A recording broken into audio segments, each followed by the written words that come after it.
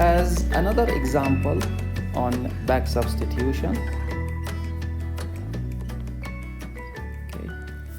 So as a draft, so this is a draft area. Let us find some few terms of this recurrence relation backward. So if an is given as an minus 1 plus 2n, then what is an minus 1 equal to?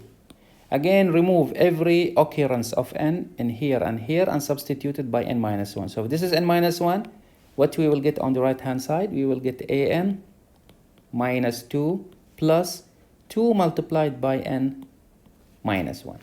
And what about an minus 2? So it will be an minus 3 plus 2 times n minus 2. What about an minus 3? It will be an minus 4 plus 2 times n minus 3. And you can guess for an minus 4, it's equal to an minus 5 plus 2 times n minus 3. So this value is the same as the value of n. So if this is n minus 1, this is n minus 1, n minus 2, n minus 2, because the relation here says if this is n, and we are going to have n. Now we take our recurrence relation, an is equal to, and probably I should leave a little space here.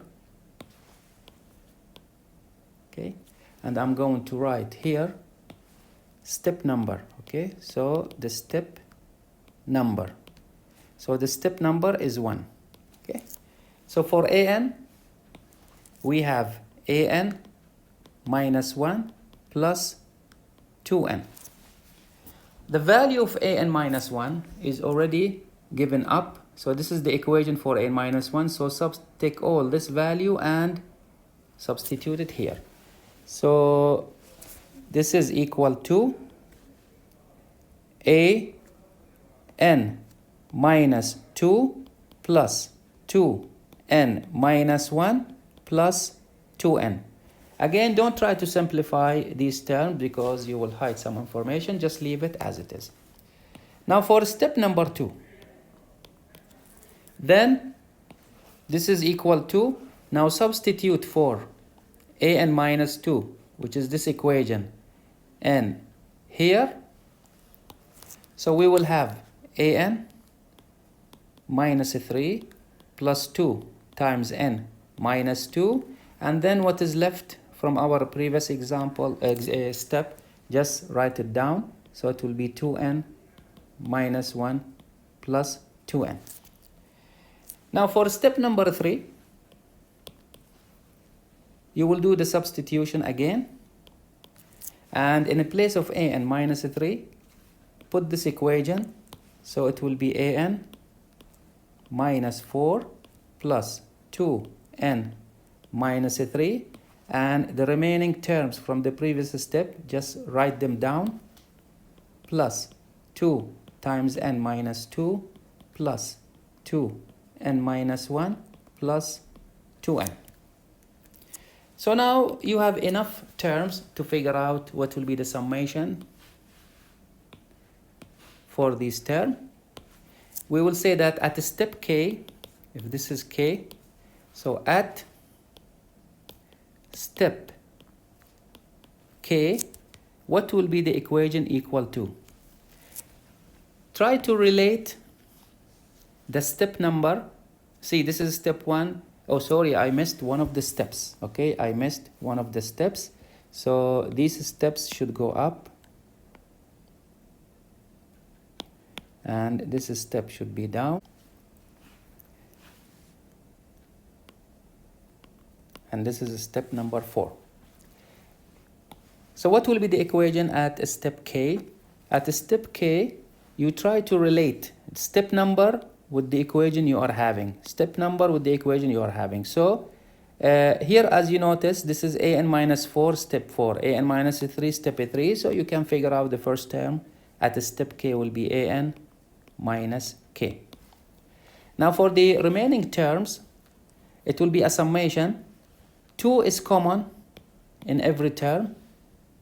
So we will have 2 and we will have a summation because n minus 3, n minus 2 is repeated, and inside we will write n minus, since the number changing is 3, 2, 1, and here maybe I can write this equation as 2 multiplied by n minus 0, okay?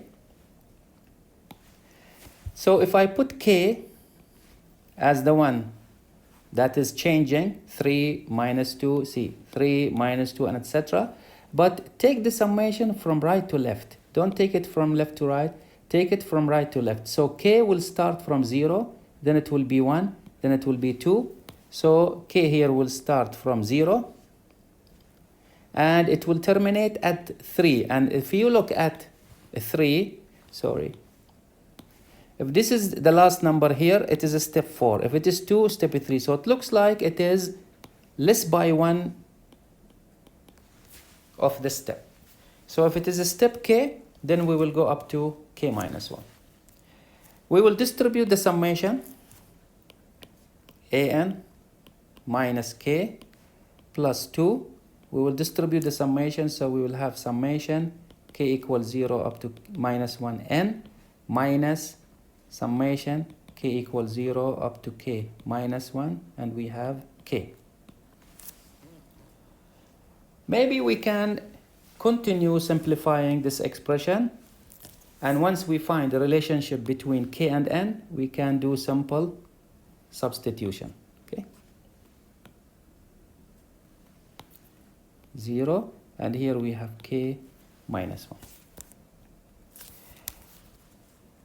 So we will keep reducing this value until we reach the initial value. So we will say until an minus k reaches the initial value. What is the initial value? The initial value is still again a0. So still a0, okay? So we will write a0. Be careful, because if it is a1, then the relationship between n and k are not equal. As an example, maybe if I put here, suppose I have a1 given as instead of a0. So what I will get from here, I will get n minus k is equal to 1. So the value of k is n minus 1, so it's not equal to n. But since I have a0, like the previous example, so these two should be equal.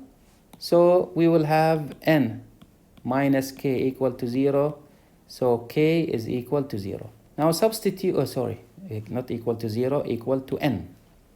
Okay. Now substitute for this into these equations. So we will have an equal to an minus, so if k is equal to n, then we will have 0 here. We'll have 0 here. Plus 2. Now inside we will have summation. K goes from 0 up to n minus 1 because you substitute n for k. Minus summation, k will go from 0 up to also n minus 1 k. We will simplify further. a0 is already given at the beginning is equal to 0. Okay, I have to remember this instead of going back and forth. So this is 0 plus 2. Now how to find the summation inside? Notice now that inside the summation, there is no equation or function depends on k. So n will be considered as constant, so you can take it outside. And if you take it outside, what will be left in the summation? It will be left the number 1. So this number 1, how many times you are adding it? Since from 0 up to n minus 1, the number of terms that you are going to add will be equal to n. How did I find the answer? In fact, it is n minus 1 minus 0 plus 1. So you take the difference between these two, larger minus smaller, and then you add 1. So this is n minus 1 plus 1, so it's equal to n. So if I ask you, how many numbers do we have from 6 to 8? They are not 2. When you subtract 8 minus 6, it is 2, but they are not 2. If you count them 6, 7, 8, they are 3. So the answer will be 8 minus 6 plus 1, and this will be equal to 3. So if you want to find how many numbers from 0 to n minus 1, it will be n minus 1 minus 0 plus 1, and the answer is n. Okay, so for this sum, the first summation, we will have n multiplied by n. So this n is the one that is out, and this n, because here we are adding 1 n times, plus, or sorry, minus. Now this is an arithmetic sequence. If you remember the arithmetic sequence, this is an arithmetic sequence, but the arithmetic sequence, it could start from 0 or 1, but it goes up to n. So what was the arithmetic sequence? Maybe I should remind you about it. It says summation I goes from 1 up to n. For I, it's equal to n times n plus 1 over 2. Now, I can remove this one and replace it by 1. It will not change the result. And so it is equal to this. This summation goes up to n minus 1. And this summation goes up to n. So remove n and replace it by n minus 1. So the answer will be equal to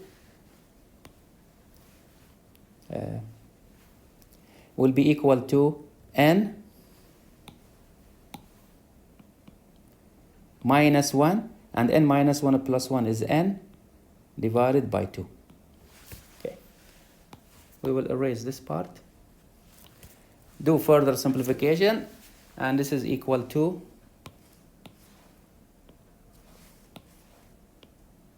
equal to 2n square minus n times n minus 1. So when you multiply 2 by this, you will get 2n square. And when you multiply 2 by this, so 2 with 2 will go together. So we can make further simplification as follows. This is equal to 2n, maybe here, 2n square minus n square plus 1. So this is going to be equal to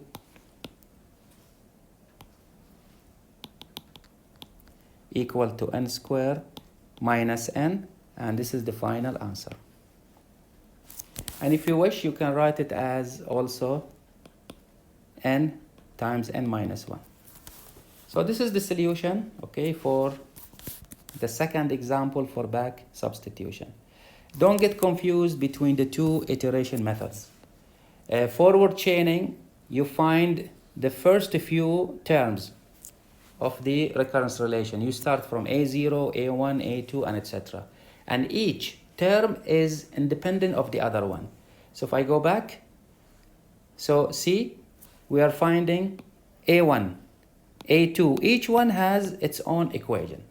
But for back substitution, we have to find some of the terms at the end. So these are the terms at the end. So this is the one just before the end. And this, so you go backward. And all of these equations are equal to an. See, I'm using equal, equal, equal. It's not like forward chaining. Each step is independent of the other step, although we substitute from previous steps.